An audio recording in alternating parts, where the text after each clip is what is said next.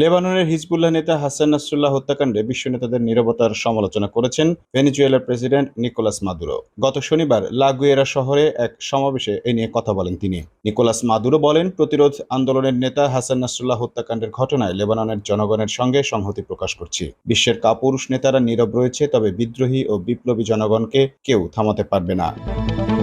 গাজা ও লেবাননের জনগণের প্রতি সংহতি জানিয়ে তিনি বলেন, এসব অঞ্চলের মানুষ ইসরায়েলি শাসক গোষ্ঠীর গণহত্যা ও সন্ত্রাসী হামলার শিকার। ইসরায়েলের সরকার এমন একজন ব্যক্তির দ্বারা পরিচালিত, যিনি আমাদের কেবল হিটলারের কথা মনে করিয়ে দেয়।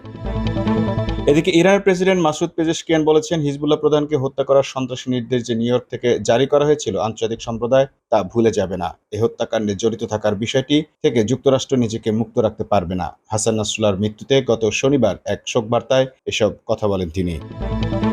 মাসুদ পেজেশকিয়ান বলেন, হিজবুল্লাহ নেতা ছিলেন মুসলিম বিশ্বের গর্ব ও প্রতিরোধের মূর্ত প্রতীক। তিনি শেষ পর্যন্ত তার দীর্ঘদিনের কামনা শাহাদাতের সুউচ্চ মর্যাদায় অধিষ্ঠিত হয়েছেন। নাসরুল্লাহর রক্ত হিজবুল্লাহকে আরও শক্তিশালী করবে। তার শাহাদাতের ঘটনায় প্রতিরোধ অক্ষের ডালপালা আরও বৃদ্ধি পাবে। Mamun Mahfuz, time news desk.